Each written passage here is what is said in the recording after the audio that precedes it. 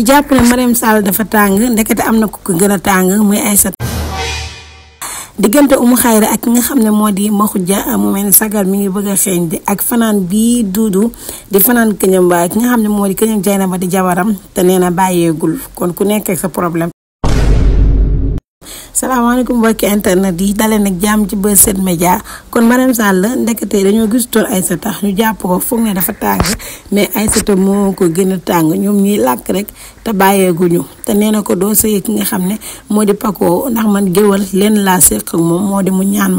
ma may ko mu way ma may ko te yow nag buñ la takkee dañ la fay bàyyi ku nekk jaar ni dem woyaani boo ñëwee ñun ne ceebu géer nga togg kon Aïssata taxaw ci ne sa bis boo ko tag sëyalee dama lay rendi wala dama lay wanaat sëy boobu du mas a am ndax ñun kenn duñu rax mu mel ni Aïssata moo gën a metti ndax papaam àndut yaayam àndut ma xujjee sax xaw a tene si benn côté ndax papaam jàppale na ko te moom nag kenn jàppale ko ñoom ñaar ñëpp a bañ kon relation bi dañ ko fay dagg wala dañuy continuer faay mu mel ni ma xujja jamono jóg mu xëy daa commencé jàpp coppateem comme ni ma leen ko waxee bee passé parce que nee na ko jëlal sa jukk bi tuuti am ci koo ko def bu boobaa nga xam ne dinaa ko sayel kon ma xujja tamit am na fu xelam dem mu xayri commencé na jàpp coppati nga xam ne mooy ma xujja mu mel ni foofu noonu sagar mi ngi xeeñ am na lu neex luy xeeñ mbokk yi foofu dama fay bàyyi question rek ku ne bind sa xalaat. fanaan bi ma xujja mu ndaw fanaan kañam Jeynaba Tall mu mel ni nar naa indi ay problème ndax yaayu Jeynaba Tall moom accepté wul ma xujja di fa fanaan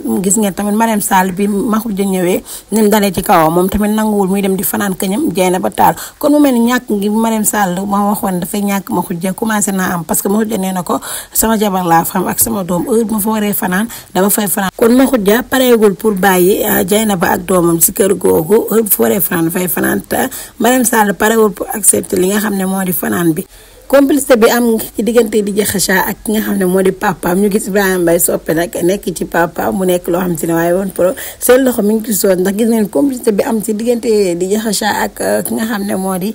papaam parce que bi mu ko waxee affaire moom juma ci am ne nag essayer nga récupérer booy bi avec stratégie boo xam ne si ne bu doy waar la gis ngeen tamit ma xujja complicité bi am tamit ak papaam parce que bu waxtaan ak moom day waxtaan ak moom si dal du ko yuuxu du ko def dara parce que xam na li ma xujja di dund xam na li nga xam ne mooy amour mu mel papa yi di Kheucha tamit loolu la comprendre kon Juma Caam dina dem wuy ji di Kheucha waaw wala déet merci beaucoup mbokk yi lii lañ leen indi loon tey ci seen chronique du jour mu nekkoon bété bété wala ne abonné tey partage si yeneen i vidéo merci beaucoup